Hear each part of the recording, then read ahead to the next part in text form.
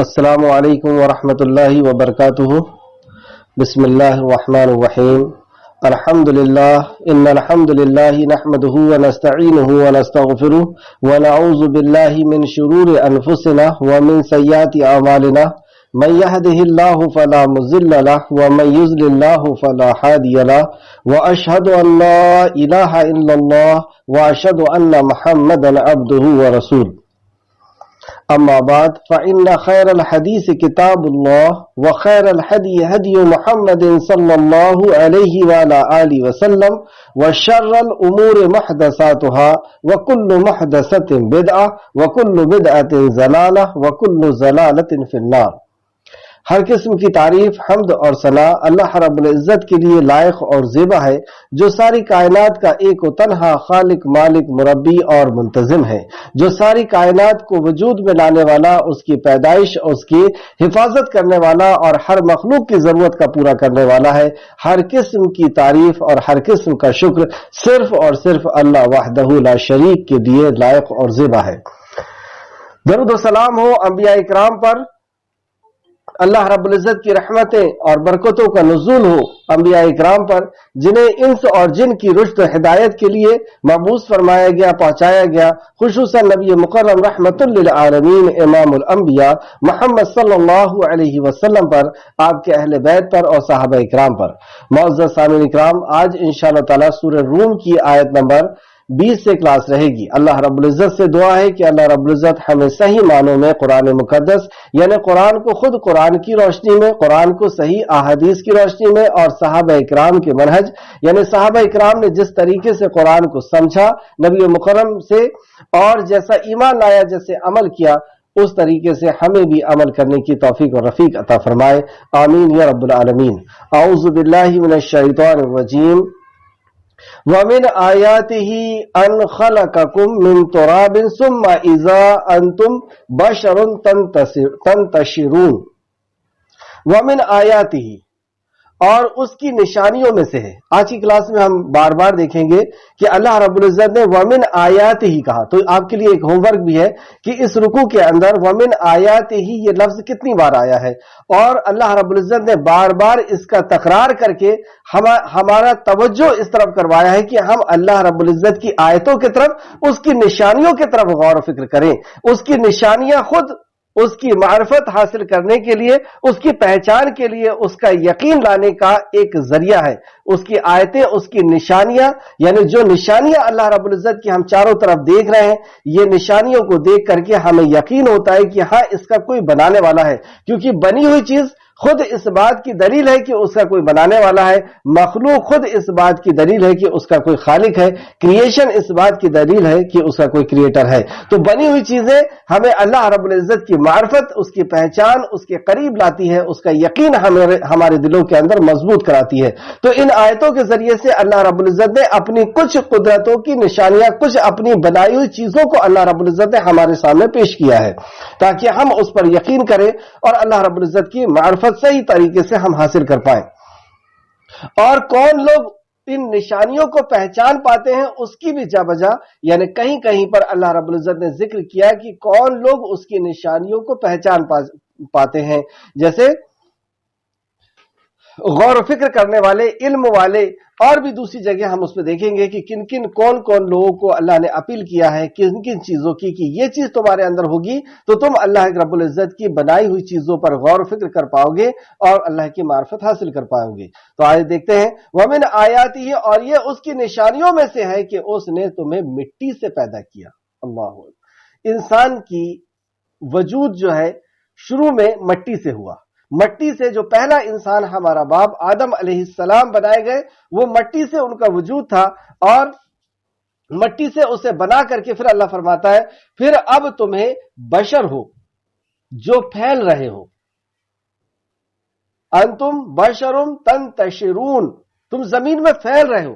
اب اس کی گہرائی میں اس کے اوپر ہم غور اگر کریں تو انسان کا وجود کس طریقے سے آیا، اور یہ انسان یعنی جب اس نے اپنی نشانیوں کو بتانا شروع کیا تو سب سے پہلے ہماری توجہ ہمارے ہی جسم، ہماری ہی زندگی کے اوپر اللہ رب العزت نے کی کہ تم کہاں دوسری طرف دیکھتے ہو، اپنے آپ کی طرف دیکھو کہ تم خود اس خالق کائنات کی پیدائش کا، اس خالق کائنات کی بناوٹ کا، یا اس خالق کائنات کی قدرت کا ایک شاہکار ہو، ایک نمونہ ہو، اور تم خود اپنے اوپر اگر غور کرو تو تم چیخ اٹھو گے کہ یہ جسم اپنے آپ، یہ انسان اپنے آپ نہیں بول سکتا، یہ سننے اور سمجھنے اور دیکھنے اور بولنے والا انسان، اس کا کوئی خالق ہے، اس کو کوئی بنانے والا ہے۔ تو یہاں پہ دیکھتے ہم جو اس کی عظمت اور کمال قدرت کی دلیل ہے کہ اس نے تمہارے باپ حضرت آدم علیہ السلام کو مٹی سے پیدا کیا، ثم اذا انتم بشر تنتشرون، پھر اب تم انسان ہو کر جا بجا پھیل رہے ہو، یعنی دنیا کے اندر پھیل رہے ہو۔ اور کس طریقے سے پھیلا؟ آپ غور کریں کہ پہلا انسان آدم علیہ السلام اور انہی کی پسلی سے ماں حوا کو اللہ نے پیدا کیا، اور ان سے اولادوں کا سلسلہ، ان سے انسانی جنریشن جو ہے پیدا ہونا شروع ہو گئی، اور دنیا کے اندر کس طرح پھیل گئی کہ آج اگر ہم غور کریں تو پہاڑوں کے اوپر بھی انسان رہ رہے ہیں، پاتال کے اندر بھی، یعنی زمین کی نچلی سطح جو پاتال ہمارے قریب ہے چھندواڑا کے اندر، وہاں پر بھی اللہ رب العزت نے انسانوں کو پہنچا دیا، جہاں پہ سورج کی روشنی نہیں پہنچتی وہاں پر بھی انسان رہ رہا ہے، برف میں بھی رہ رہا ہے، ریگستان میں بھی رہ رہا ہے، جنگل میں بھی رہ رہا ہے، شہروں اور گاؤں میں بھی رہ رہا ہے، یعنی پوری دنیا کے اندر انسان کو اللہ رب العزت نے پھیلا دیا۔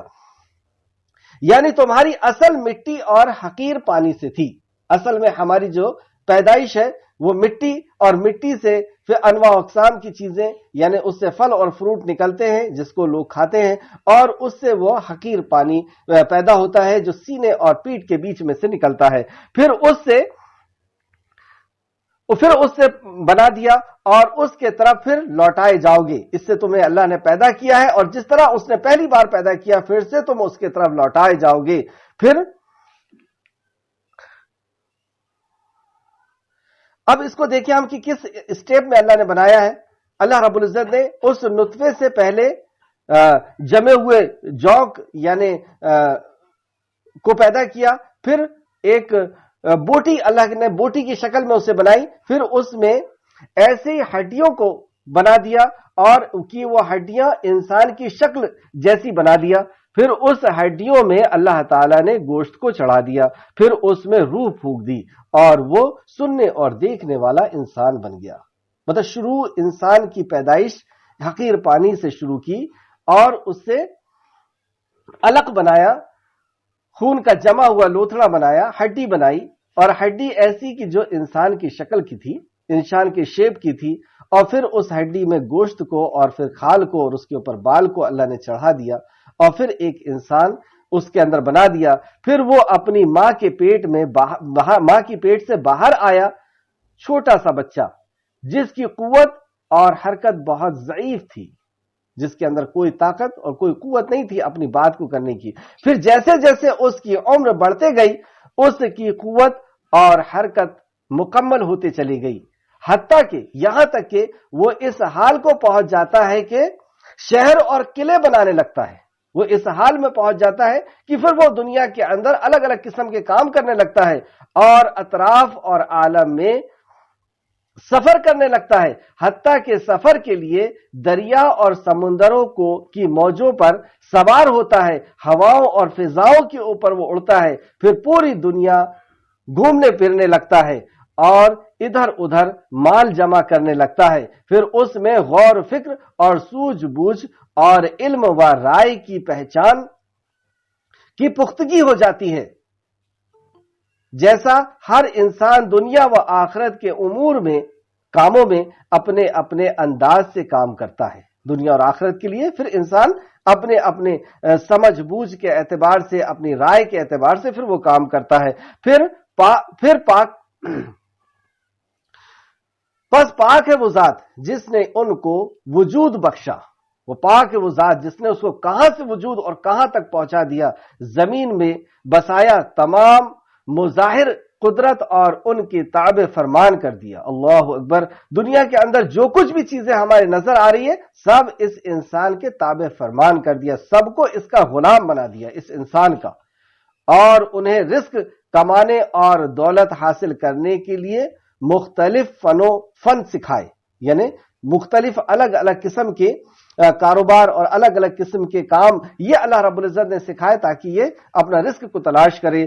پھر علم و فکر حسن و محبت اور بھی بہت سی چیزیں اللہ رب العزت نے اس کتاب میں فرمان کر دی۔ اس تعلق سے ہم دیکھتے ہیں کہ انسان کا رنگ اور جسم، کبھی ہم دیکھتے ہیں کہ انسان کا رنگ الگ الگ ہوتا ہے، کبھی ہم دیکھتے ہیں کہ انسان کبھی کبھی پلیت ہوتا ہے، یعنی مشرک ہوتا ہے، کوئی توحید پرست ہوتا ہے، کوئی اچھا ہوتا ہے، کوئی برا ہوتا ہے، اور کوئی سخت مزاج کا ہوتا ہے، کوئی نرم مزاج کا ہوتا ہے۔ تو اس کی کیا وجہ ہے؟ جیسے یہاں پہ اللہ رب العزت نے فرمایا، اور یہ اس کی نشانیوں میں سے، یعنی اللہ رب العزت کی نشانی ہے، یہ اللہ کے وجود باری تعالیٰ کی یہ دلیل ہے کہ اس نے انسان ان سے، اور یہ اس کی نشانیوں میں سے ہے کہ اس نے تمہیں مٹی سے پیدا کیا۔ کس چیز سے تمہیں پیدا کیا؟ کیا تمہارے وجود کا اصل ہے؟ پھر اب تم بشر ہو، یعنی ایک چلتے پھرتے ایک بہترین انسان ہو، اور پھیل رہے ہو پوری دنیا کے اندر، تم پھیل گئے، اور یہ بھی اس کی نشانیوں میں سے ہے کہ اس نے تمہارے لیے تم ہی میں سے، اچھا چلیے یہاں تک ہم نے جو دیکھا آیت نمبر 20 کے اندر کہ ہم نے، اللہ رب العزت نے انسان کو مٹی سے پیدا کیا، تو مٹی سے پیدا ہونے کی وجہ سے اس کے اندر رنگوں کے اندر اور اس کے مزاج کے اندر اور اس کی فطرت کے اندر، مٹی کے اندر جیسی بدلاؤ ہوتا ہے اس طریقے سے اس کے اندر بدلاؤ ہے۔ اس کی دلیل امام احمد نے حضرت ابو موسیٰ اشعری رضی اللہ عنہ سے روایت کیا کہ رسول کریم صلی اللہ علیہ وسلم نے فرمایا، بے شک اللہ تعالیٰ نے آدم علیہ السلام کو ایک مٹھی مٹی سے پیدا کیا۔ سب سے پہلی چیز، ایک مٹھی مٹی سے پیدا کیا۔ یہ حدیث میں آیا ہے، اس کے آگے ہم کو جانے کی ضرورت نہیں کہ وہ مٹھی کیسی تھی اور کتنی بڑی تھی اور کیسا، کچھ نہیں، اللہ کے نبی نے فرما دیا کہ ایک مٹھی مٹی سے بنایا ہے، بس اتنا ہی کافی ہے، اس کی اور تہ میں جانے کی ضرورت نہیں ہے۔ دوسری بات، جسے تمام زمین سے لیا تھا، وہ ایک مٹھی مٹی بھی تمام زمین سے الگ الگ جگہ سے لی گئی تھی، یہ دوسری بات پتہ چلی۔ تو انسان زمین کے مطابق پیدا ہوا ہے، ان میں سے بعض کا رنگ سفید، بعض کا سرخ، بعض کا سیاہ، اور بعض کا اس سے درمیان ہے۔ اس لیے ان کے کلر جیسے مٹیوں کے الگ الگ ہوا کرتے ہیں، تو انسان کے بھی کلر الگ الگ ہے۔ اسی طرح بعض ان میں سے ناپاک ہے اور بعض پاک، یعنی بعض توحید پرست ہے اور بعض مشرک ہے، ناپاک ہے، بعض نرم ہے اور بعض سخت ہے۔ تو انسان کے بھی آپ دیکھیں گے، اور کچھ اس کے درمیان ہیں، تو کچھ لوگ بہت سخت مزاج کے ہوتے ہیں، کچھ لوگ نرم کی مزاج کے ہوتے ہیں، اور کچھ درمیانی مزاج کے ہوتے ہیں۔ مسند احمد جلد نمبر 4 حدیث نمبر 400، مسند احمد جلد نمبر 4 حدیث نمبر 400، اسے امام ابو داؤد اور ترمذی نے بھی روایت کیا ہے۔ امام ترمذی نے اس حدیث کو حسن صحیح بھی قرار دیا ہے، ترمذی شریف حدیث نمبر 2955۔ آیت نمبر 21 دیکھیں، اور یہ بھی اس کی نشانی، وَمِنْ آیَاتِهِ، اب یہاں پہ بھی اللہ رب العزت فرما رہا ہے کہ اس کی پہچان اللہ رب العزت، اپنے خالق، اپنے رب کی پہچان اللہ رب العزت ہمیں کرا رہا ہے، اور یہ بھی اس کی نشانیوں میں سے ہے کہ اس نے تمہارے لیے تمہارے ہی جنس میں سے بیویاں پیدا کی تاکہ تم اس سے سکون حاصل کرو۔ بیوی کا پیدائش کا مقصد بھی بتایا گیا، اور اللہ رب العزت کی یہ آیت، یہ نشانی، یہ اس کی قدرت، یہ اس کی رحمت، تبھی اللہ رب العزت نے نظارہ بتایا کہ ہم نے تمہاری جنس سے پیدا کیا۔ غور کریں، اگر ہماری جنس سے ہماری بیوی نہ ہوتی، جنس سے مراد مخلوق سے، کہ جیسے ہم انسان ہیں تو انسانوں میں سے ہی اللہ رب العزت نے بنائی، اور انسانوں میں سے بھی کیسے بنایا، اس بناوٹ کا بھی اگر ہم غور کریں تو اللہ رب العزت نے آدم علیہ السلام کے جسم سے نکالا۔ تو اسی لیے ہم دیکھتے ہیں کہ مرد عورت کے بغیر اور عورت مرد کے بغیر نہیں رہتا، کیونکہ یہ ایک جسم ہے، جسم سے اس کا وجود ہوا ہے۔ تو اس میں سے اللہ رب العزت نے، اسی لیے کہا جاتا ہے کہ جس کا شوہر کا انتقال ہو جائے یا طلاق ہو جائے یا خلا ہو جائے، تو اس کی کنڈیشن کے اعتبار سے اللہ رب العزت نے شرط لگا دی کہ اگر خلا ہوا ہے، یعنی عورت نے تنگ آ کر کے شوہر کو چھوڑا ہے، تو وہ زیادہ دن اب ایک مرد کے بغیر نہیں رہ سکتی، اسے ایک طہور میں، ایک پاکی میں ہی اس کو دوسرے کے حوالے کر دیا جائے۔ اگر طلاق دی ہے تو اس کو 3 مہینے میں کسی مرد کے حوالے کیا جائے، اگر اس کے شوہر کا انتقال ہوا ہے تو 4 مہینے میں ہی کسی کے حوالے کر دیا جائے، کیونکہ یہ ایک جنس سے ہے، یہ بغیر اس کے، اور لباس لباس اللہ رب العزت نے کہہ دیا کہ یہ ایک دوسرے کا لباس ہے، یہ ایک دوسرے دوسرے کے پروٹیکشن کے لیے، ایک دوسرے کی حفاظت کے لیے، ایک دوسرے کی عظمت کے لیے ان کا ساتھ میں رہنا ضروری ہے۔ کیا لباس کے بغیر کوئی رہ سکتا ہے؟ آپ غور کریں کہ لباس کے بغیر کوئی رہ سکتا ہے، اور کوئی لباس کے بغیر اور ہم اس کو لباس نہ دیں تو ہم سے بڑا پھر ظالم، اور ہم سے بڑا، اور پھر ہم کیا اللہ رب العزت کو حساب دیں گے؟ تو کوئی لباس کے بغیر ہے اور ہمیں کوئی اس کی پرواہ نہیں۔ ارے یہ جسم کے اوپر جو لباس ہوتا ہے، نبی کریم صلی اللہ علیہ وسلم مایوس ہو کر کے حضرت خدیجہ کے پاس آ کر کے بیٹھے ہیں۔ نبی مکرم حضرت خدیجہ کہتی ہے کہ کیا بات ہے، آپ مایوس نظر آتے ہیں؟ کہا کہ ایک قبیلہ آیا ہوا ہے، اس کے بچے بغیر لباس کے ہیں، یہ جسم کے لباس، اور یہ جو لباس ہے لباس الہن، لباس جو اللہ نے کہا ہے کہ یہ اس کی حفاظت کرتا ہے۔ لباس کیا کرتا ہے؟ حفاظت کرتا ہے، اس کی عظمت کو بڑھاتا ہے، اس کی خوبصورتی کو بڑھاتا ہے، اس کو دھوپ سے، اس کو گرمی سے، اس کو ٹھنڈ سے، اس کو راحت دیتا ہے، اور بھی بے شمار چیزیں ہیں۔ بہرحال یہاں پہ اللہ رب العزت نے اپنے عظیم قدرت کی نشانی کو بتاتے ہوئے فرمایا کہ اس نے تمہاری ہی جنس سے اولاد دیا، اور تمہاری جنس سے بیوی دیا جس سے تم سکون حاصل کرتے ہو۔ تو عورت ذات جو ہوتی ہے، مرد کے لیے جو اس کی بیوی ہوتی ہے، وہ اس کے سکون کا ذریعہ ہوتی ہے۔ کیسا سکون؟ اس کے سوچ میں، اس کے ہر چیز کا سکون۔ بہرحال اگر ہم یہاں غور کریں کہ اللہ اس جنس سے نہیں بناتا، انسان کے مردوں کی پیدائش کا ذریعہ کسی دوسری مخلوق کو بناتا، جیسے جنات کو بناتا یا حیوان کو بناتا، کہ انسان جو ہے وہ جب تک جنات کے پاس نہیں جائے گا، فیمیل جنات کے پاس، جب تک وہ انسان پیدا نہیں ہوگا، یا کسی حیوان کے پاس یعنی کسی جانور کے پاس نہیں جائے گا جب تک اسے اولاد نہیں ہوگی۔ اب وہ جانور کے پاس جائے گا اور اس سے میل پیدا ہوں گے، اور اسے اپنی ضرورت کو پورا کرنے کے لیے اور بچے کی ولادت کے لیے کسی جانور کے پاس جانا پڑے گا۔ کیا کر لیتے ہم؟ کتنا بڑا اس کا احسان، کتنا بڑا اس کا کرم ہے کہ صرف عورت نہیں، اس کے جسم سے عورت بنائے کہ بغیر تمہارے وہ نہیں رہ سکتی اور تم اس کے بغیر نہیں رہ سکتے، تم ایک دوسرے کے لیے ہی پیدا کیے گئے ہو۔ اللہ اکبر۔ اور پھر اس کی نشانی اور کیا فرمایا؟ اور اس نے تمہارے درمیان محبت اور رحمت پیدا کر دی۔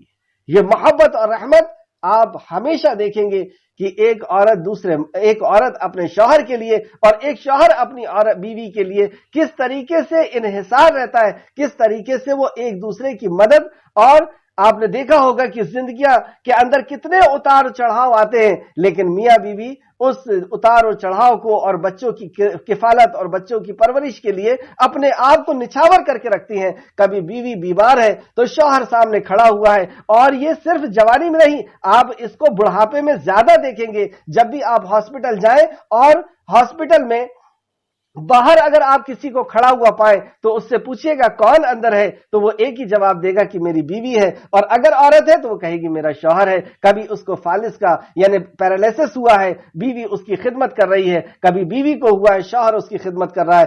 یہ کیسے ہو گیا؟ جبکہ وہ زندگی کے آخری پڑاؤ پر ہے، وہ جسمانی ضرورت انہیں نہیں ہے، جنسی اسے ضرورت نہیں ہے، لیکن یہ محبت کیسے ہو گئی کہ اس کی ضرورت نہ ہونے کے بعد بھی ٹھنڈ میں، گرمی میں، بارش میں، گھر نہ ہونے پر اور گھر ہونے پر کس طریقے سے ایک دوسرے کی یہ ہمت اور مدد کرتے ہیں، کس طریقے سے ایک دوسرے کا یہ سہارا ہوتے ہیں۔ کیسے ہو گیا یہ اللہ رب العزت نے ڈالا۔ کسی افیئر کرنے والوں کے اندر یہ خوبی نہیں ہوتی ہے، یہ محبت، یہ الفت نہیں ہوتی ہے، وہ تو ایک ہوس ہوتی ہے جو ایک دوسرے سے وہ پیاس کو بجھاتے ہیں یا پوری کرتے ہیں اور ناپاکی کے اندر جاتے ہیں۔ تو یہاں اللہ فرماتا ہے اور اس نے تمہارے درمیان محبت اور رحمت کو پیدا کر دیا۔ اس آیت کو سمجھتے ہیں اس حدیث سے۔ نبی رحمت صلی اللہ علیہ وسلم نے فرمایا دو محبت کرنے والوں کے لیے نکاح جیسی یعنی نکاح سے بہتر کوئی چیز نہیں دیکھی گئی۔ اسے امام ترمذی نے روایت کیا ہے، ترمذی شریف حدیث نمبر 1847 یعنی یہ دو جنس کے اندر، یہ دو انسانوں کے اندر محبت کیسے آ گئی؟ یہ نبی مکرم نے فرمایا کہ یہ محبت آتی ہے نکاح سے۔ آیت کے اندر کیا تھا؟ مرد اور عورت کو اللہ رب العزت نے ایک دوسرے کے لیے بنایا ہے اور ان کے اندر محبت ڈال دی ہے۔ تو محبت کب آئے گی؟ کیا افیئر سے آئے گی؟ کیا آپس میں ایک دوسرے کو پسند کرنے سے آئے گی؟ نہیں۔ اگر یہ محبت چاہیے، یہ خلوص والی محبت چاہیے، تو یہ محبت نکاح سے آئے گی، اور بغیر اس کے اگر محبت آئی ہے تو وہ ہوس ہے۔ وہ آگے آیت دیکھتے ہیں۔ इन्न फी ज़ालिका लआयात लिक़ौमी यतफ़क्करून। कौन इस इबरत को हासिल कर सकता है, कौन इस नसीहत को हासिल कर सकता है? वमिन आयातिही, इन निशानियों को कौन जान सकता है? अल्लाह रब्बुल इज्जत फरमाता है इन्न फी ज़ालिका लआयातिन लिक़ौमी यतफ़क्करून। ये हुक्म दिया अल्लाह रब्बुल इज्जत ने कि यतफ़क्करून, जो है गौर फिक्र करो। बिलाशुबा इसमें उन लोगों के लिए अजीम निशानी है जो गौर फिक्र करते हैं। तो अल्लाह रब्बुल इज्जत की मखलूक पर गौर फिक्र करने की दावत दी जा रही है अल्लाह रब्बुल इज्जत की तरफ से कि इसकी मखलूक पर, एक एक चीज पर। पहले तो अपनी जात के ऊपर ही तुम गौर फिक्र कर लो। अगर हम जात के ऊपर ही क्लास को अगर लें तो कई दिन उस पर निकल जाएंगे कि इंसान है क्या, अल्लाह रब्बुल इज्जत की कुदरत का कैसा अजीब और गरीब एक शाहकार है। तो यहां पर गौर फिक्र करने का अल्लाह रब्बुल इज्जत ने दावत दिया अल्लाह की मखलूक पर, और असल में तो अल्लाह की आयतों पर ही गौर फिक्र है। जो कुरान की आयतें हैं उस पर जब हम गौर फिक्र करेंगे तो फिर ये मखलूक पर गौर फिक्र करना हमारे लिए आसान होगा। अल्लाह एक एक अंदाज से हमें सिखाता है। बहरहाल आगे चलते हैं, आयत नंबर 23, वमिन आयातिही, यहां पर भी वही बात हुई, और उसकी निशानियों में से आसमान और जमीन की तख्लीक है, जमीन और आसमान की पैदाइश है। गौर करें आप, आसमान की पैदाइश कैसे? अल्लाह फरमाता है अफलम यंजुरू इला समाई फौकहुम कैफ बनैनाहा व ज़य्यन्नाहा व मा लहा मिन फुरूज वल अर्द मददनाहा व अलकैना फीहा रवासिया व अंबतना फीहा मिन कुल्ली ज़ौजिन बहीज तबसिरतन व ज़िक्रा। वहां पे भी अल्लाह ने यही फरमाया कि क्या तुमने आसमान की तरफ नहीं देखा कि हमने उसको कैसा बिछा दिया, कैसा फैला दिया, और क्या तुमने जमीन की तरफ गौर नहीं किया कि हमने उसे कैसा बना दिया। तो यहां पर भी अल्लाह फरमाता है और उसकी निशानियों में से आसमान और जमीन की तख्लीक है।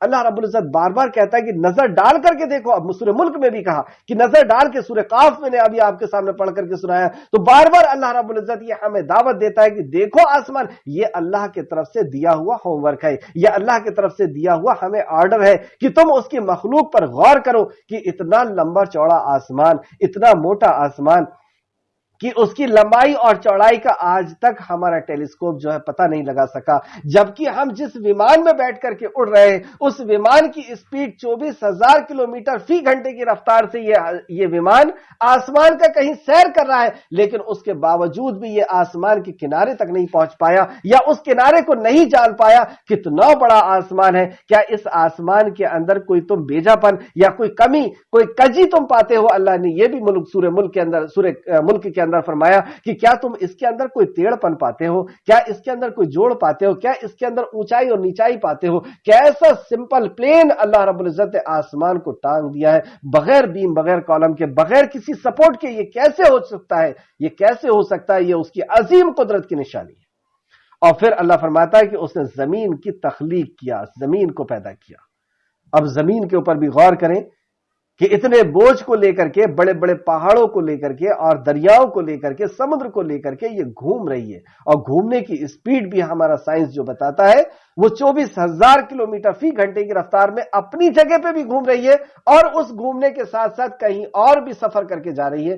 ये कोई मामूली चीज है? और फिर वो अपने सफर को 24 घंटे के अंदर समेट लेती है। उसी मिनट, उसी सेकंड में फिर दूसरे दिन सूरज उगता है, तुल्लू होता है, और हमें हमारी जरूरतों की चीजों को लेकर के आता है, हमारी खुशियों को लेकर के फिर से सुबह होती है, फिर से शाम होती है। ये घूमना, ये चीजें क्या ये ऐसी है? और उसकी निशानियों में से आसमान और जमीन की तख्लीक है। तुम्हारी जुबान और रंगों का इख्तिलाफ है। तुम्हारी जुबान, हम देखें हर 500 किलोमीटर के बाद जुबान के अंदर थोड़ा सा फर्क आ जाता है, यानी लैंग्वेज के अंदर फर्क आ जाता है। मुल्कों के अंदर लैंग्वेज बिल्कुल बदल जाती है। और आज पूरी दुनिया के अंदर किस कदर लैंग्वेज बोली जा रही है, किस कदर जुबानें बोली जा रही है। इंसानों के अंदर भी जुबानों का फर्क, और हैवानों के अंदर भी जुबानों का फर्क। हैवान की तो हर किसी हैवान की, हर किसी जीव जंतु जो होते हैं उनकी जुबान अलग अलग है, और तुम्हारी जुबानों का और रंगों का इख्तिलाफ, रंगों के अंदर भी फर्क। कहीं गोरे लोग हैं, कहीं काले हैं, कहीं फला है, कहीं फला है। بلا شبہ اس میں علم والوں کے لیے نشانی ہے. یہاں پہ اللہ رب العزت نے دعوت دی. پہلے دعوت اللہ رب العزت نے ان نشانیوں کو پہچاننے کے لیے کہا کہ غور و فکر کرنے والے اس سے پکڑ پائیں گے. اور یہاں پہ اللہ رب العزت کہتا ان فی ذالک لآیات للعالمین کہ اسے علم والے پکڑ پائیں گے. تو یہاں پہ اللہ رب العزت نے اس کی نشانیوں پر غور و فکر کے لیے علم ہونا ضروری ہے یا علم حاصل کرنے کے لیے ہمیں دعوت دی. فرمایا بلا شبہ اس میں کوئی شک نہیں کہ اس میں علم والوں کے لیے عظیم نشانی ہے. تو اللہ رب العزت کی بنائی ہوئی چیز کے اوپر غور و فکر کرنے کے لیے بھی ہمیں علم چاہیے. تو ہمیں یہ اس آیت سے علم کی فضیلت بھی پتہ چلی کہ اللہ کی معرفت کرنے کے لیے ہمیں علم کو حاصل کرنا ہوگا. آیت نمبر 23 وَمِنْ آیَاتِهِ یہاں پہ بھی وہی بات ہے اور اس کی نشانیوں میں سے ہے تمہارا رات اور دن کا سونا. یہ بھی ایک بہت عظیم نشانی ہے کہ ہمیں نیند آتی ہے اور اتنا کمزور انسان اللہ رب العزت نے بنایا ہی اس لیے ہے کہ وہ پہچانے اپنے خالق اور مالک کو کہ یہ ہو کیسے رہا ہے. یہ موت صغرا ایک چھوٹی موت ہمیں آتی ہے اور پھر ہم تازہ دم ہو جاتے ہیں. اور کتنا ضروری ہے یہ. ہر 6 اور 8 گھنٹے کے بعد ہمیں آرام کی ضرورت ہوتی ہے اور 12 اور 18 گھنٹے کے بعد تو ہمیں باقاعدہ نیند چاہیے. اور اگر وہ نیند نہ آئے اللہ رب العزت صرف اس ایک نعمت کو ہم سے چھین لے, دنیا کی ہر نعمت ہمیں عطا کر دے, صرف نیند جو نعمت ہے اللہ رب العزت یہ ہمیں چھین لے ہم سے, تو پوری عقل ٹھکانے آ جائے گی. صرف ایک ہفتے کے اندر پاگل ہو کر کے اور جسم کو اور کپڑوں کو پھاڑ کر کے انسان گھومنا شروع کر دے گا. یہ ایسی عظیم الشان نعمت اللہ رب العزت کی ہے کہ انسان سوتا ہے, جھپکی لگتی ہے, اللہ کی قبضے میں اس کی روح جاتی ہے. روح کہاں جاتی ہے؟ اللہ نے قرآن کے اندر فرمایا اور روح اللہ اکبر. ایک جگہ اللہ نے فرمایا قل الروح, یہ آپ سے روح کا سوال کرتے ہیں, قل الروح من امر ربی, ان سے کہہ دو کہ یہ تمہارے رب کا امر ہے اور تمہیں جو علم دیا ہے الا قلیلا, یہ بہت تھوڑا ہے. مطلب روح کے بارے میں تمہیں علم نہیں دیا گیا اور یہ روح کا ہی کمال ہے. جتنی اسٹرانگ روح رہے گی اتنا اسٹرانگ آرڈر دے گی برین کو, دل کو, اور اتنا اسٹرانگ انسان کام کرے گا. یہ روح ہی تو تھی جو انبیاء علیہ السلام اور صحابہ اکرام کے ذریعے سے دنیا کے اندر ایک انقلاب پیدا ہوا. یہ جسم کا کمال نہیں, یہ اصل تو روح ہے.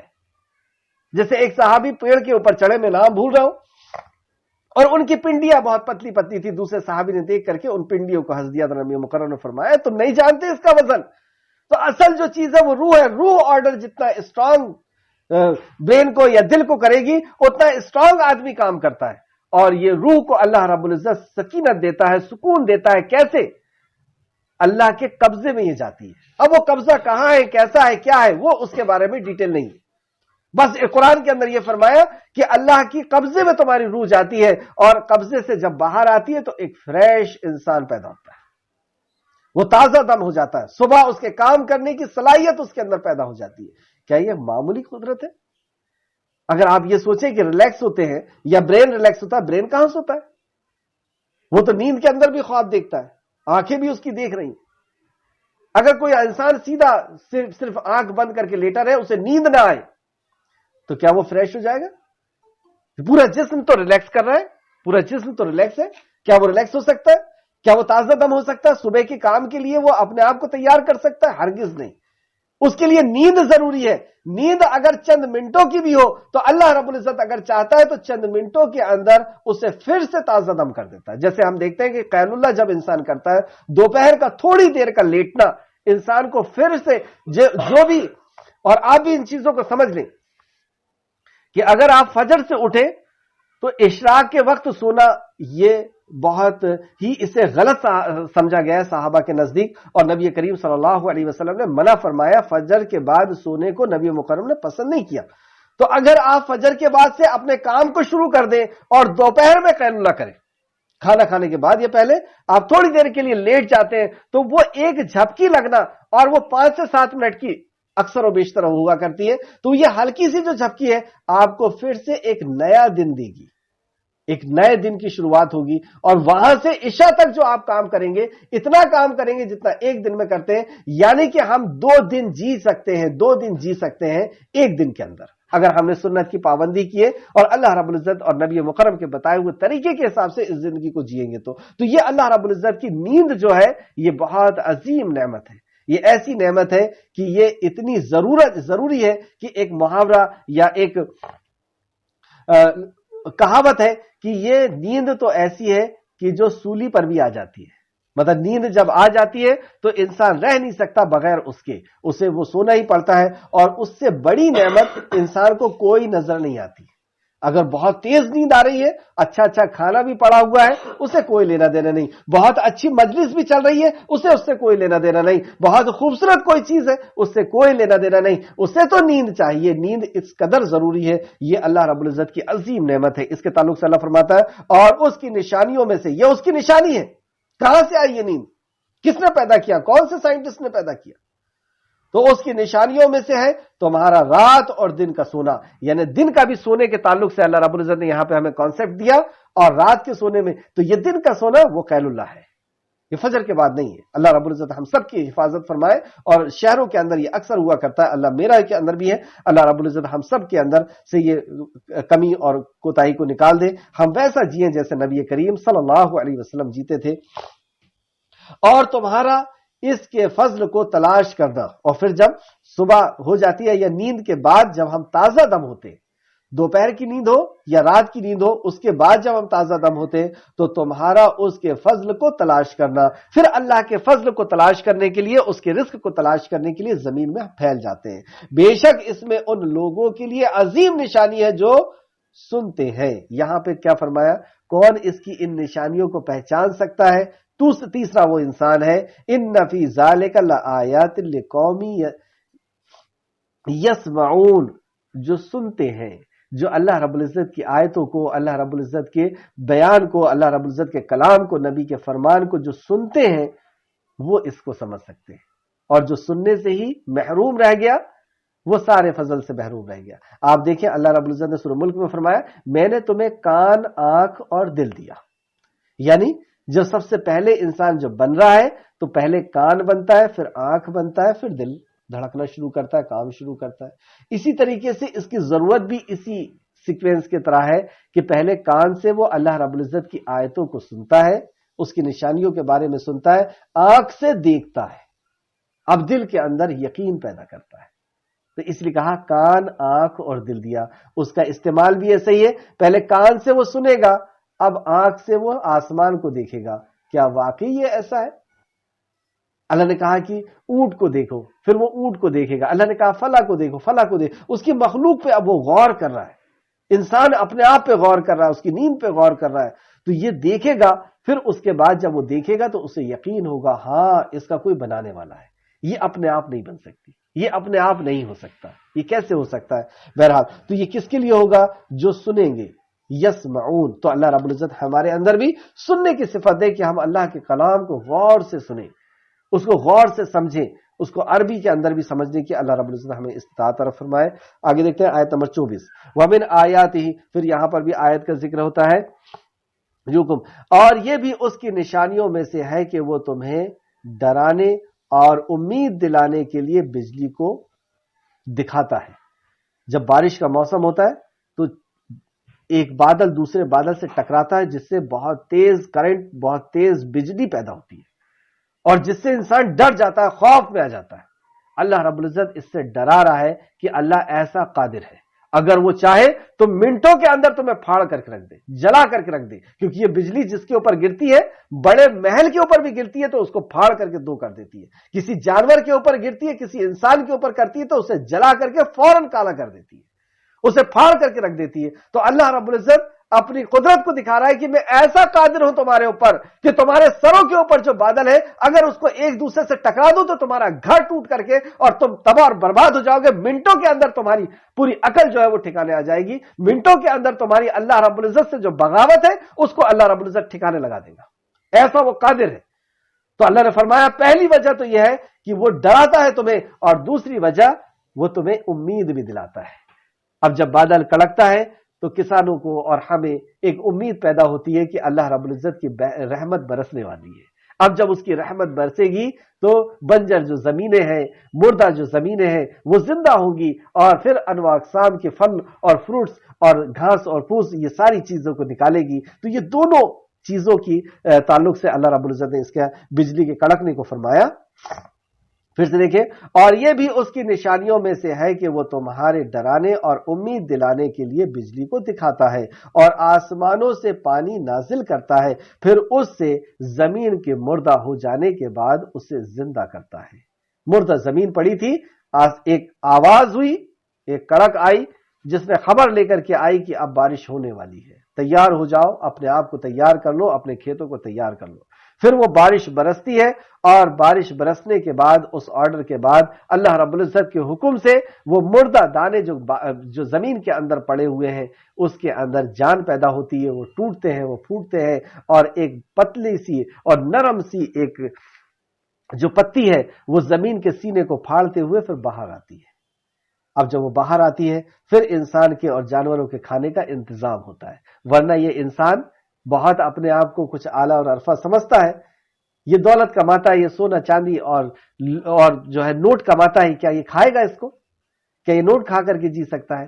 اگر یہ زمین کے اندر سے اللہ رب العزت کے آرڈر سے یہ دانہ نہ پھٹے اور اوپر نہ آئے تو اس کی اور اس کے جانور کی زندگی کا محال ختم ہو جائے گا۔ تو یہ اللہ رب العزت کی ایک بہت بڑی نشانی ہے کہ وہ مردہ زمین کو پھر زندہ کرتا ہے۔ اب اس سے وہ کیا بتانا چاہ رہا ہے اس آیت کے اندر؟ بلا شبہ اس میں ان لوگوں کے لیے عظیم نشانی ہے جو عقل رکھتے ہیں۔ یہاں پہ عقل کو اللہ رب العزت نے دعوت دیا، ان فی ذلک لآیات لقوم یعقلون۔ عقل رکھتے ہیں جو لوگ، عقل کا استعمال ہم اور تو بہت جگہ کرتے ہیں، لیکن اللہ رب العزت کو پہچاننے کے لیے بھی کیا ہم نے عقل کا استعمال کیا؟ عقل کا استعمال دولت کے لیے، شہرت کے لیے، کھانا بنانے کے لیے، گھر بنانے کے لیے، ہر جگہ تو عقل کا استعمال صبح سے شام تک ہو رہا ہے۔ کیا صبح سے شام تک ہم نے کبھی ایک ہمیں تھوڑی سی بھی فرصت ملی ہے، تھوڑا سا بھی وقت ملا ہے کہ کسی مخلوق کو دیکھ کر کے اپنے خالق کو تو یاد کریں؟ اور کبھی آپ جب کریں گے تو آپ اپنے اندر ایک ایسا سکون اور اطمینان پائیں گے کہ وہ اس خالق کے لیے ہم نے اپنے آپ کو وقت نکالا ہے اور اس کی مخلوق کو دیکھ کر کے اس کی یاد کر رہے ہیں اور اس کے یقین کو مضبوط کر رہے ہیں۔ کیا ہوا ہے کیسا کبھی عقل؟ تو یہ عقل کی اللہ نے دعوت دیا کہ بلا شبہ اس میں ان لوگوں کے لیے عظیم نشانی ہے جو عقل سے کام لیتے ہیں، جو عقل رکھتے ہیں۔ اللہ سے دعا ہے کہ اللہ رب العزت اس عقل کو بھی ہمیں اللہ کی معرفت کے لیے استعمال کرنے والا بنائے۔ اور یہ بھی اس کی نشانیوں میں سے، پھر وہاں پر بھی یہ بات ہوئی وَمِنْ آیَاتِهِ، اور یہ بھی اس کی نشانیوں میں سے ہے کہ آسمان اور زمین اس کے حکم سے قائم ہے۔ آسمان اور زمین جو قائم ہے بغیر کیل کے، بغیر کسی سپورٹ کے، اس کی وجہ کیا ہے؟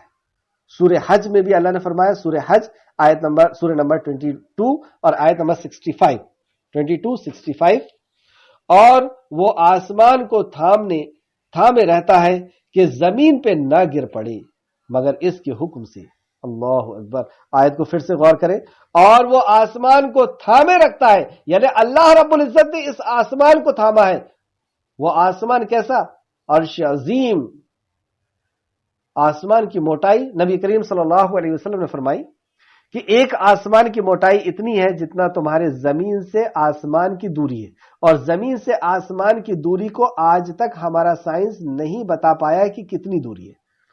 اور نبی کریم صلی اللہ علیہ وسلم فرماتے ہیں کیونکہ آسمانوں کا آپ نے سفر کیا ہے تو آپ فرماتے ہیں کہ زمین سے آسمان کی جتنی دوری ہے اتنا موٹا ایک آسمان ہے، پھر اس کے بعد اتنی ہی خلا خالی ہے جتنا زمین و آسمان سے ہے، پھر دوسرا آسمان اور وہ آسمان بھی اتنا ہی موٹا جتنا یہاں سے زمین ہے، ایسے 7 آسمان، اور یہ آسمانوں کو اللہ رب العزت کیا فرماتا ہے؟ اور وہ آسمانوں کو تھامے رکھتا ہے۔ اللہ اکبر، کیا قدرت ہے اللہ کی، کیا عظمت ہے اللہ رب العزت کی۔ آسمان کو تھامے رکھتا ہے کہ زمین پہ گر نہ پڑے۔ یہ زمین پہ اگر گر گیا تو زمین اور یہ گیلیکسیز اور یہ جتنے بھی سیارے ہیں ان کا کیا بنے گا بغیر اس کے حکم کے؟ یعنی یہاں یہ بتا دیا کہ اس کا حکم ہوگا اور یہ ساری چیز ختم ہو جائے گی، ساری چیز فنا ہو جائے گی. جیسے فرمایا کہ دائیں ہاتھ میں اللہ رب العزت آسمان کو لپیٹ لے گا اور پوری دنیا اور پوری گیلیکسیز کو اپنے مٹھی میں اللہ رب العزت قید کر لے گا. اس طریقے سے سورہ فاطر سورہ نمبر 35 آیت نمبر 41 میں اللہ فرماتا ہے، سورہ فاطر سورہ نمبر 35 آیت نمبر 41 میں، اور اللہ ہی آسمانوں اور زمین کو تھامے رکھتا ہے کہ وہ ہٹ نہ جائے. آسمان اور زمین کو اللہ ہی تھامے رکھتا ہے کہ وہ کہیں ہٹ نہ جائے، اپنے مدار سے، اپنے ایریے سے، اپنی راستے سے کہیں وہ ہٹ نہ جائے، اسے وہ تھامے رکھتا ہے. اس طریقے سے حضرت عمر بن خطاب رضی اللہ عنہ کا معمول تھا، یعنی ان کی عادت تھی، معمول تھا کہ آپ جب بھی کوئی پکی قسم کھانا چاہتے تو اس کے لیے یہ الفاظ استعمال فرماتے تھے، اس ذات پاک کی قسم جس کے حکم سے آسمان اور زمین قائم ہے. مطلب کتنا عالمانہ انداز عمر بن خطاب کا کہ اس ذات پاک کی قسم جس نے آسمان اور زمین کو جس کے حکم سے ٹکی ہوئی ہے، یہ آسمان اور زمین اس کے حکم سے ٹکا ہوا. اللہ اکبر. وہ رب ہے جس کے ہم ماننے والے ہیں. اس رب کا کوئی ماننے والا ہو اور وہ دنیا سے ڈرے، مخلوق سے ڈرے. اس رب کا کوئی ماننے والا ہو اور وہ مخلوق کے سامنے جھکے. اس رب کا کوئی ماننے والا، جاننے والا، اس کی معرفت، اس کی پہچان والا ہو اور وہ یہ حقیر چیزوں کے سامنے اپنے آپ کو جھکائے، ایسا نہیں ہو سکتا. اصل بات یہ ہے کہ اس کی معرفت سے دور ہے، اس کی پہچان سے دور ہے بندہ. اور یہ بھی اس کی نشانیوں میں سے ہے کہ آسمان اور زمین اس کے حکم کے سے قائم ہے. آگے اللہ فرماتا ہے، پھر جب وہ تمہیں زمین میں سے ایک ہی بار پکارے گا تو تم یکایک نکل پڑو گے. کیا پتہ چلا؟ نشانیوں کو دکھانے کے بعد اللہ رب العزت اب آخرت کا یقین کرا رہا ہے. یہ بڑی بڑی نشانیاں دکھا دیا، اب تمہیں بتا رہا ہے کہ دیکھو یہ سب چیزیں دیکھ رہے ہو، اسی طریقے سے تم جب مر جاؤ گے تو تمہیں زندہ کرنا میرے لیے اتنا ہی آسان ہے جتنا مردے دانے کو زندہ کرنا میرے لیے آسان ہے. ایک آواز ہوتی ہے اور بارش برستی ہے اور تم نکل پڑتے ہو. سیدنا ابو ہریرہ رضی اللہ عنہ بیان کرتے ہیں کہ رسول اللہ صلی اللہ علیہ وسلم نے فرمایا، اللہ تعالیٰ آسمان سے بارش نازل فرمائے گا جس سے لوگوں کے جسم اس طرح زمین سے اگ پڑیں گے جس طرح سبزہ اگتا ہے. یعنی زمین کے اندر سے جس طریقے سے پودے نکلتے ہیں اس طریقے سے اللہ جب حکم دے گا تو انسان اس جسم بنے گا اور انسان اگیں گے اس دن. ابھی ہم پودوں کو اگتا ہوا دیکھتے ہیں، انسان کو. یہ مسلم شریف کی حدیث ہے، مسلم شریف حدیث نمبر 2955. اس آیت کو سمجھنے کے لیے ہم قرآن کی اور دوسری جگہ سے آیت لیتے ہیں. سورہ بنی اسرائیل سورہ بنی اسرائیل آیت نمبر 52. اللہ فرماتا ہے، جس دن وہ تمہیں پکارے گا تو تم اس کی حمد کے ساتھ جواب دو گے اور تم خیال کرو گے کہ تم دنیا میں بہت ہی کم رہے. یہ ہمارا خالق ہمیں خبر دے رہا ہے کہ جس دن وہ تمہیں پکارے گا تم حمد کرتے ہوئے اللہ رب العزت کی زمین، اللہ رب العزت کے حکم سے اس زمین کے اندر سے تم نکلو گے اللہ کی حمد کرتے ہوئے اور پہنچو گے اس کی بارگاہ میں. دوسری جگہ سورہ نازیات، سورہ نازیات آیت نمبر 13 اور 14. پس وہ واقعہ تو صرف ایک ہی ڈانٹ ہوگی تو یکایک وہ سب ایک کھلے میدان یعنی حشر میں آ جمع ہوں گے. ایک ڈانٹ ہوگی، اللہ رب العزت سب نکلیں گے اور اس میدان میں، اس حشر کے میدان میں، اس حساب و کتاب کے میدان میں حاضر ہو جائیں گے. اور پہلے جو آیت فرمایا تھا اللہ رب العزت نے، جس دن وہ تمہیں پکارے گا تو تم اس کی حمد کے ساتھ، یعنی زمین سے جب وہ نکلیں گے تو اللہ کی حمد اور اس کی تعریف کرتے ہوئے نکلیں گے، ساتھ نکل پڑو گے اور تم خیال کرو گے کہ تم دنیا میں بہت کم رہے. جس دنیا کے لیے ہم سب کچھ قربان کر رہے ہیں، اللہ کی رضا اور ناراضگی کو نہیں دیکھ رہے، یہ دنیا میں ہم بہت تھوڑا رہے. ویسے بھی اگر آپ غور کریں تو ہماری زندگی جو گزر چکی ہے، اس زندگی کے بارے میں آپ کا کیا کہنا ہے؟ بہت تھوڑی زندگی تھی، کچھ یاد ہے اور بہت کچھ یاد نہیں ہے. سورہ یاسین میں اللہ فرماتا ہے، سورہ یاسین آیت نمبر 53، بس وہ ایک ہی زور کی آواز ہوگی کہ جس سے وہ یکایک ہمارے سامنے حاضر کر دیے جائیں گے. اتنا آسان ہے اللہ کے لیے کہ ایک زور کی آواز ہوگی اور یکایک سب کے سب اللہ رب العزت کی بارگاہ میں حاضر کر دیے جائیں گے. واپس آئے آیت کی طرف. پھر جب وہ تمہیں زمین میں سے ایک ہی بار پکارے گا تو تم یکایک باہر نکل آؤ گی. آج کی کلاس کی آخر 2 آیت. اور آسمانوں اور زمین میں جو کوئی بھی ہے اس کی ملکیت ہے, سب اس کے فرما بردار ہے. 2 بات کہی گی. آسمان اور زمین کے اندر جو کچھ بھی ہے وہ کس کا ہے؟ اللہ کی ملکیت ہے, اس نے پیدا کیا ہے. ایک ذرے سے لے کر کے بلند آسمان تک سب کچھ اس نے پیدا کیا, اس کے حکم سے پیدا, کن فیکون کر کے پیدا کر دیا. تو یہ ملکیت ہے اس کی. اب غور کریں, اس کی ملکیت کیا کوئی اور لے سکتا ہے؟ یہ گھر جس کا ہے کوئی اور اس گھر سے کوئی سامان اٹھا کر کے دے سکتا ہے؟ ہرگز نہیں دے سکتا. تو یہ ساری کی ساری ایک ایک ذرہ اللہ کی ملکیت ہے. اس کے اندر خوشی بھی آ گئی, غم بھی آ گئے, اس کے اندر شوہر بھی آ گئی, اس کے اندر بیوی بھی آ گئے, اس کے اندر بچے بھی ہے, اس کے اندر بیماری بھی ہے, بیماری سے اچھا ہونا بھی ہے, اس کے اندر خوشیاں بھی ہے, اس کے اندر غم بھی ہے, اس کے اندر رزق بھی ہے, اس کے اندر محتاجی بھی ہے, اس کے اندر فقاری بھی ہے, اس کے اندر ہر وہ چیز ہے جو انسان کی ضرورت ہے, ہر وہ چیز ہے جس سے انسان بچنا چاہتا ہے. یہ کس کی ملکیت ہے؟ یہ زندگی اور موت, یہ عزت اور ذلت, یہ سب اللہ کی ملکیت ہے. اللہ اکبر. اس رب کے ماننے والے ہم کسی زندہ اور زابید رب کے ماننے والے ہیں. تو یہ ساری چیز اس کی ملکیت ہے. اور صرف ملکیت ہی نہیں, صرف اس کی ملکیت ہی نہیں, کیا فرماتا اللہ آگے؟ سب اس کے فرما بردار بھی ہے. سب کوئی اس کے فرما بردار ہے. ہمیں تھوڑا سا عمل کی اللہ نے آزادی دے دیا ہے, ہمیں صحیح اور غلط کی تمیز دے دیا ہے اور عمل کی آزادی دے دیا ہے, کیونکہ ہمارا ایگزام چل رہا ہے. اور زبان کے اندر بولنے کی, ہاتھ کے اندر پکڑنے کی, پیر کے اندر چلنے کی, یہ تھوڑی سی مہلت دے دیا. ورنہ ہمارا جسم بھی اللہ کا غلام ہے. ہم نہیں چاہتے کہ بوڑھا ہو, ہم نہیں چاہتے کہ بال سفید ہو, ہم نہیں چاہتے کہ کمزوری آئے, ہم نہیں چاہتے کہ ہمیں ایسی نیند آئے کہ کوئی ضروری کام ہے اور ہم اونگ رہے, ہم نہیں چاہتے کہ بی پی ہائی ہو, ہم نہیں چاہتے کہ شوگر ہو جائے. کس کا محتاج ہے یہ؟ کس کا تابع فرمان ہے؟ کتنا کمزور ہے انسان. تھوڑا سا وقت اس کو دے دیا, تھوڑی سی طاقت کیا دے دی, تھوڑی سی عزت اور دولت کیا دے دی, یہ اپنے آپ میں اس قدر غرور میں آ گیا کہ اللہ جو خالق کائنات ہے, جس کا یہ محتاج ہے ایک ایک لمحہ جینے کے لیے, دل دھڑکنے کے لیے, سانس لینے کے لیے اور رزق کے لیے, جس کا یہ ایک ایک لمحہ محتاج ہے, اس کی بغاوت کرتا ہے, اس کی نافرمانی کرتا ہے, اس کے لیے بہانے بتاتا ہے, اس کے لیے مثالیں دیتا ہے, اور اس کا حق کسی اور کو دیتا ہے, اس کا حق جانوروں کو دیتا ہے, اس کا حق پتھر کو دیتا ہے, اس کا حق مردوں کو دیتا ہے, اس کا حق اس کے محتاجوں کو دیتا ہے. جتنے بھی نیک لوگ ہیں سب اللہ کے محتاج ہیں, تو اللہ کے محتاجوں کو اس کا حق دیتا ہے. اللہ نے فرمایا یہ سب اس کے فرما بردار ہیں. جتنی بھی مخلوق تمہیں نظر آ رہی ہے یہ سب اس کی فرما بردار ہے, یعنی عزت بھی اس کی فرما بردار, رزق بھی اس کا فرما بردار, تمہاری بیماری سے ٹھیک ہونا بھی اس کا فرما بردار. جب تک وہ آرڈر نہیں دے گا کچھ نہیں ہو سکتا. کیا انداز ہے اس توحید کو سمجھانے کا, سکھانے کا. اور واقعی توحید کو اگر سمجھنا ہے تو قرآن سے بہتر اور کچھ نہیں ہو سکتا. آیت آگے دیکھیں, آج کی کلاس کی آخری آیت, آیت نمبر 27.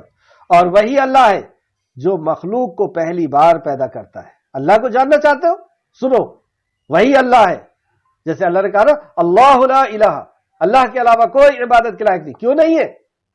اب تعارف شروع کیا, اس لیے نہیں ہے کوئی عبادت کے لائق, یعنی اپنے معبود ہونے کی دلیل خود دیتا ہے اللہ. اللہ اکبر. اسے کوئی ضرورت نہیں, لیکن انسان سے ایسی محبت ہے اس خالق کو کہ انسان کو وہ جلانا نہیں چاہتا, انسان کو وہ عذاب دینا نہیں چاہتا, انسان کو تو وہ بچانا چاہتا ہے. دیکھیں آپ کس کس اینگل سے انسان کو وہ اپنی معرفت, اپنی توحید سکھا رہا ہے. آخر میں وہ فرماتا ہے اور وہی اللہ ہے جو مخلوق کو پہلی بار پیدا کرتا ہے. وہ ہے تمہارا خالق. جسے تم نے پیدا کیا وہ تمہارا خالق نہیں, جو بول نہیں سکتا, جو چل نہیں سکتا, جو اٹھ نہیں سکتا, جو کر نہیں سکتا, جو محتاج ہو شروع سے آخر تک, جو زندگی اور موت کے لیے بھی محتاج ہو, اٹھ جانے کے لیے محتاج ہو, وہ نہیں ہے رب. رب کو پہچاننا چاہتے ہو؟ سنو, اور وہی اللہ ہے جو مخلوق کو پہلی بار پیدا کرتا ہے, پھر وہ اسے لوٹائے گا. جو پہلی بار پیدا کرنے پہ قادر ہے تو دوبارہ پیدا کرنا اس کے لیے اور آسان ہے.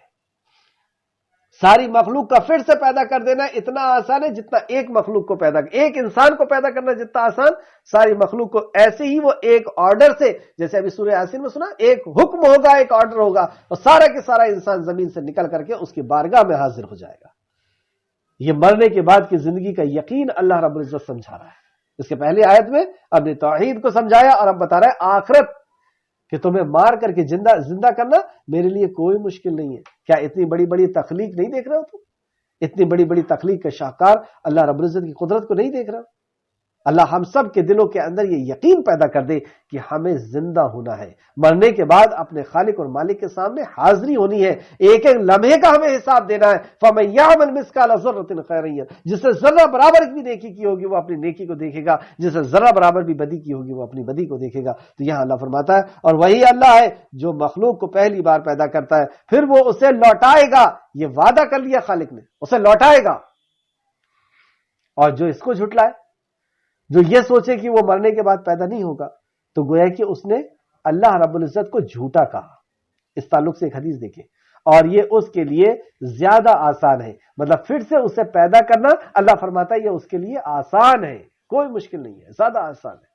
اور جس نے یہ انکار کیا کہ مرنے کے بعد پیدا نہیں ہونا ہے، گویا کہ اس نے اللہ کو جھوٹا کہا، اللہ رب العزت کا انکار کیا۔ اس تعلق سے ایک حدیث دیکھیں جو امام بخاری نے اپنی بخاری میں روایت کی ہے، اور امام بخاری نے حضرت ابو ہریرہ رضی اللہ عنہ سے روایت کیا ہے کہ رسول اللہ صلی اللہ علیہ وسلم نے فرمایا، اللہ تعالیٰ ارشاد فرماتا ہے، یعنی حدیث قدسی ہے، اللہ تعالیٰ ارشاد فرماتا ہے کہ ابن آدم نے میری تکذیب کی، مجھے جھٹلایا، مجھے جھوٹا کہا۔ اللہ اکبر۔ حالانکہ یہ بات اس کے بالکل اس کے شاعر شان نہ تھی، اس کے لائق نہ تھی یہ بات کہ وہ اللہ کو جھوٹا کہتا، اللہ کو جھٹلاتا۔ اس نے مجھے گالی دی، حالانکہ یہ بات بھی اسے زیب نہیں دیتی تھی، یہ بات اس کے لیے اچھی نہیں تھی کہ وہ اللہ کو، اس اپنے خالق کو وہ گالی دے۔ اس کا میرا تکذیب کرنا یعنی میرا جھٹلانا یا میری بات کا جھٹلانا یا مجھے جھوٹا کہنا، اس کا میرے تکذیب کرنا، اس کا یہ کہنا ہے کہ وہ اللہ تعالیٰ ہرگز مجھے اس طرح دوبارہ پیدا نہیں کر سکے گا جس طرح اس نے اسے پہلی بار پیدا کیا ہے۔ یہ ہے اللہ کو جھوٹا کہنا یا جھٹلانا کہ اللہ رب العزت دوبارہ پیدا نہیں کر سکے گا، اور اللہ نے بار بار کیا کہا ہے، میں تمہیں پھر سے پیدا کروں گا۔ تو گویا کہ اس نے اللہ کو جھوٹا کہہ دیا۔ یہ انسان کا اللہ کو جھوٹا کہنا ہے جو اس کو زیب نہیں دیتا، جو بہت بڑا گناہ، کبیرہ گناہ ہے۔ اور یہ گناہ ہی نہیں، یہ تو کفر بھی ہے۔ مرنے کے بعد کی زندگی کا انکار کرنا یہی تو کفر ہے۔ دوسرا حصہ اس حدیث کا، حالانکہ پہلے، اب اس کا جواب اللہ دیتا، حالانکہ پہلی دفعہ پیدا کرنا اسے لوٹانے یعنی دوبارہ پیدا کرنے کے نسبت زیادہ آسان تو نہیں ہے، مطلب دوبارہ پیدا کرنا کیا اس کے لیے مشکل ہے، اور اس کا مجھے گالی دینے کا یہ کہنا ہے کہ اللہ تعالیٰ نے اولاد بنا لی ہے، یعنی شرک جو ہے یہ اللہ کو گالی دینے جیسا ہے۔ اولاد بنانا یعنی شرک کرنا، اللہ رب العزت کے ساتھ شریک کر دینا، اس کی ذات اس کی صفات کے اندر شریک کر دینا، تو یہ شرک جو ہے یہ اللہ کو گالی دینے جیسا ہے۔ اللہ ہم سب کو محفوظ رکھے، ہم سب کو اس کبیرہ گناہ سے جو انسان کو تباہ اور برباد کر دیتا ہے اس سے محفوظ رکھے۔ حالانکہ میں ایک ہوں، واحد ہے اللہ، کس چیز میں؟ ہر اعتبار سے اللہ رب العزت واحد ہے، اللہ ایک ہے، اللہ واحد ہے، اپنی ذات کے اعتبار سے، اپنی صفات کے اعتبار سے، اپنے رب ہونے کے اعتبار سے، اپنی عبادت کے اعتبار سے، ہر اعتبار سے خالق، اس کی پرستش کے اعتبار سے، اس کے حکم کے اعتبار سے، اس کے قانون کے اعتبار سے، ہر اعتبار سے اللہ رب العزت واحد ہے۔ حالانکہ میں ایک اور بے نیاز ہوں، کسی کی ضرورت نہیں، بے نیاز ہے، کوئی اس کی کمزوری نہیں، کوئی اس کا حامی اور مددگار نہیں، نہ کسی کا باپ ہوں اور نہ ہی کسی کا بیٹا، اور نہ میرا ہمشر کوئی ہے، اس کے جیسا بھی کوئی نہیں ہے۔ لیس کمثلہ شیء وہو السمیع۔ علی بن ابو طالب حضرت ابن عباس سے روایت کرتے ہیں کہ اس کا یہ قول ایسا ہے جیسے اللہ نے فرمایا لیس کمثلہ شیء، کہ اس کے مثل کوئی نہیں۔ سورہ شعراء سورہ نمبر 42 آیت نمبر 11 کے اندر فرمایا کہ اس کے مثل کوئی نہیں۔ یہ بخاری شریف کی حدیث تھی، حدیث نمبر 4974 بخاری شریف حدیث نمبر 4974۔ واپس آئے آیت کی طرف۔ آخر آیت آج کی کلاس کی، اور وہی اللہ ہے جو مخلوق کو پہلی بار پیدا کرتا ہے پھر وہ اسے لوٹائے گا، اور یہ اس کے لیے زیادہ آسان ہے، اور آسمانوں اور زمین میں اس کی صفت اعلیٰ ہے۔ آسمانوں اور زمین میں اس کی جو صفات ہے، اس کی جو صفت ہے وہ اعلیٰ ہے، اس کے جیسا کوئی نہیں۔ وہ رحمان ہے تو کوئی اور انسان کے اوپر رحم کرنے والا نہیں ہو سکتا، وہ رزاق ہے کوئی اور رزق دینے والا نہیں ہو سکتا، وہ سمیع ہے اور کوئی اس کے جیسا سننے والا نہیں ہو سکتا، وہ بصیر ہے اس کے جیسا کوئی دیکھنے والا نہیں ہو سکتا، وہ رزاق ہے اس کے علاوہ کوئی رزاق نہیں ہو سکتا۔ تو جو یہاں فرمایا اور آسمان اور زمین میں اس کی صفت اعلیٰ ہے، وہ اعلیٰ اور عرفہ صفت والا ہے، اور وہی نہایت غالب خوب حکمت والا ہے۔ نہایت غالب ہے وہ تمہارے اوپر، پوری سلطنت کے اوپر، پورے دیشوں کے اوپر، پوری حکمرانی کے اوپر، اصل میں وہ غالب ہے۔ پھر پکڑتا کیوں نہیں؟ پھر اللہ فرماتا ہے وہ حکمت والا ہے، اس کی حکمت ہے اس میں، وہ ہمیں دے کر کے بھی آزما رہا ہے، کسی کو لے کر کے آزما رہا ہے۔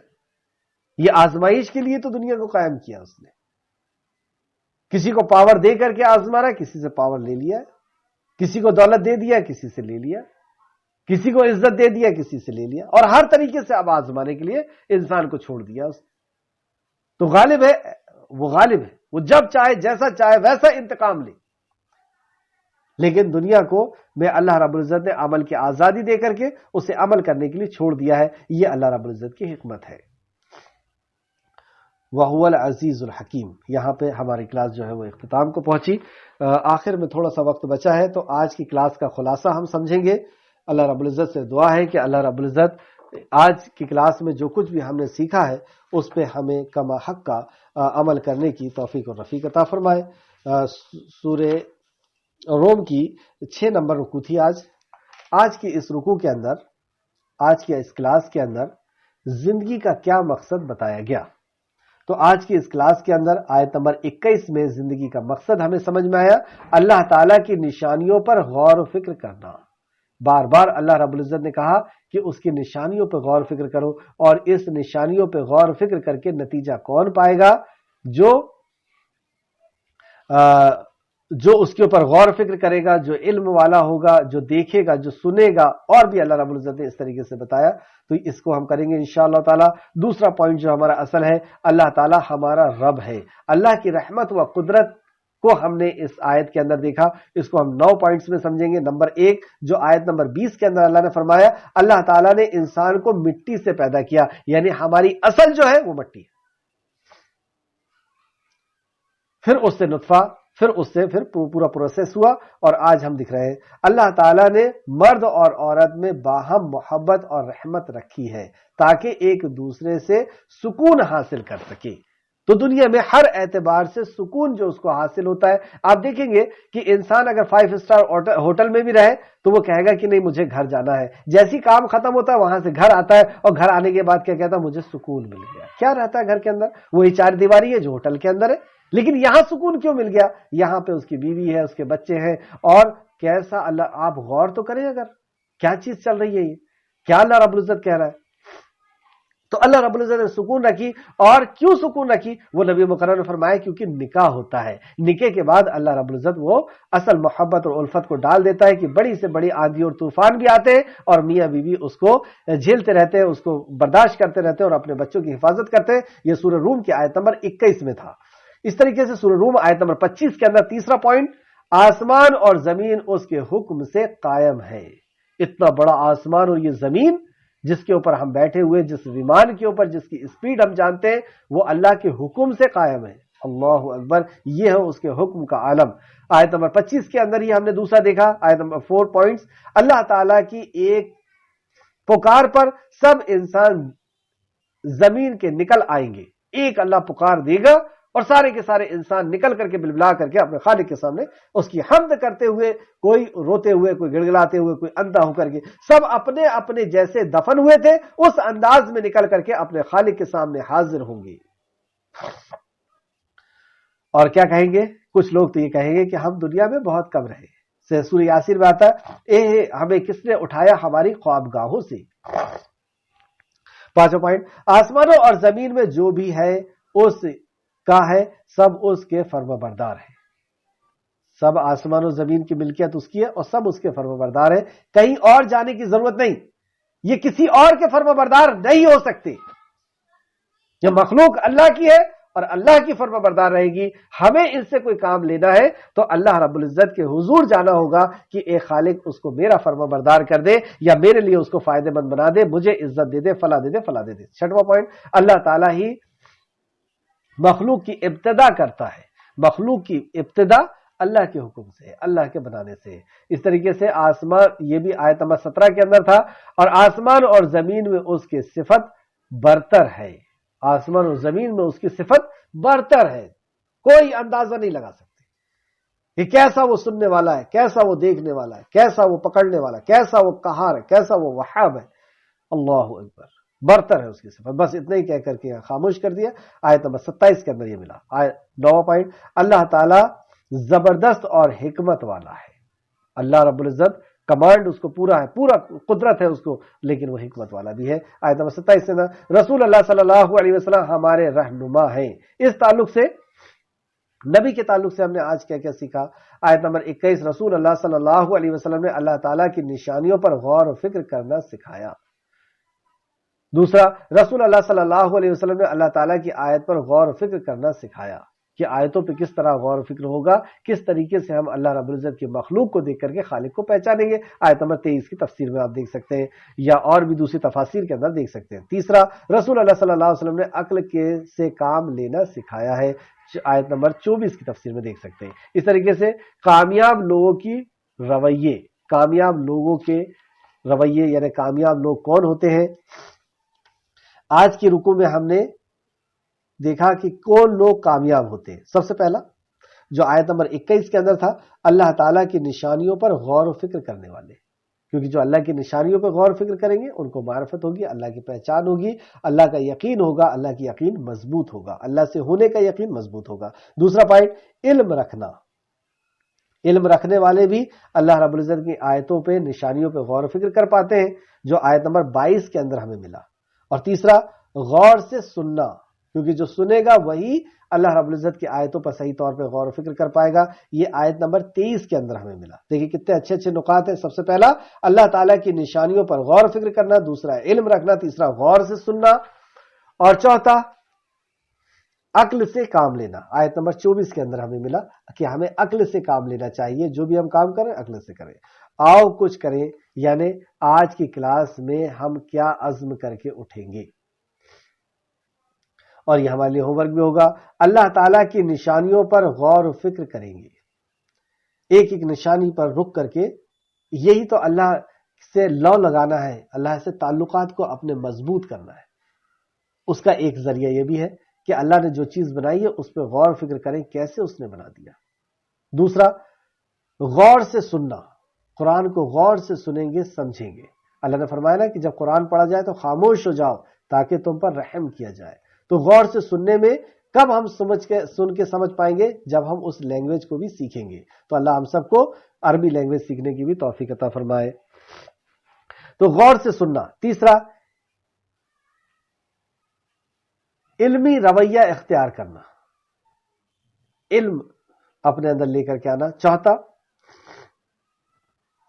عقل سے کام لینا ہے انشاءاللہ تعالی۔ چوتھا، عقل سے ہمیں کام لینا ہے، علمی رویہ اختیار کرنا ہے، غور سے سننا ہے، اور اللہ تعالیٰ کی نشانیوں پر غور و فکر کرنا ہے۔ یہ 4 پوائنٹس تھے جو ہمیں کرنا ہے، اس کا ہم عزم کر کے اٹھیں گے۔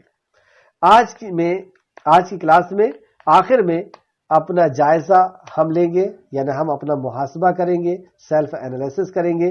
نمبر 1، کیا میں نے اللہ تعالیٰ کی نشانیوں پر غور و فکر کرنے کا ارادہ کیا ہے؟ آج کی کلاس میں کیا یہ میں ارادہ کر کے اٹھتا ہوں کہ اللہ کی نشانیوں پہ میں غور و فکر کروں گا، اپنے بچے کی بناوٹ پہ یا فلاں پہ فلاں پہ؟ دوسرا، کیا میں نے اللہ تعالیٰ کی صفات کا علم حاصل کرنے کا ارادہ کر لیا ہے؟ جیسے اللہ نے کہا کہ اللہ کی صفات اعلیٰ ہے، تو اللہ کی صفات اعلیٰ ہے، بہتر ہے، اعلیٰ عرفہ ہے، تو اس کی صفات کو کیا علم اس کا حاصل کرنے کا میں نے ارادہ کیا ہے آج کی کلاس میں؟ اگر نہیں کیا تو ضرور کریں۔ تیسرا، کیا میں نے اللہ تعالیٰ کی آیت کو غور و فکر سے سننے کا ارادہ کر لیا ہے کہ اب اللہ کی آیتوں کو میں غور و فکر سے سنوں گا، اس کے ترجمے کو، اس کی تفاسیر کو؟ چوتھا، کیا میں نے علم کے سے کام لینے کا ارادہ کر لیا ہے؟ کیا میں نے عقل سے کام لینے کا ارادہ کر لیا ہے؟ ابھی تک تو عقل کہیں دوسری دنیا میں لگائی جا رہی ہے، آخرت کے لیے کوئی عقل نہیں ہے۔ تو کیا میں نے عقل سے کام لینے کا ارادہ کر لیا ہے؟ آخر میں اللہ رب العزت سے دعا ہے کہ جو کچھ بھی ہم نے پڑھا سیکھا، اے خالق مالک اپنے فضل و کرم سے اس سب چیزوں کو ہمیں سکھا دے، اس سے زیادہ ہمیں علم حاصل کرنے کی توفیق دے، ایمان کی توفیق دے، عمل کی توفیق عطا فرما، ایمان عطا فرما اور عمل کی توفیق عطا فرما۔ اے خالق مالک رازق، جب تک ہمیں زندہ رکھ، ایمان کے ساتھ، اخلاص کے ساتھ، عمل صالح کے ساتھ ہمیں زندہ رکھ۔ جب ہمارا خاتمہ فرما تو ہمارا خاتمہ بالخیر فرما، ہمیں نیک وکاروں کے ساتھ ہمارا شمار فرما دے۔ آمین یا رب العالمین۔ السلام علیکم ورحمۃ اللہ وبرکاتہ۔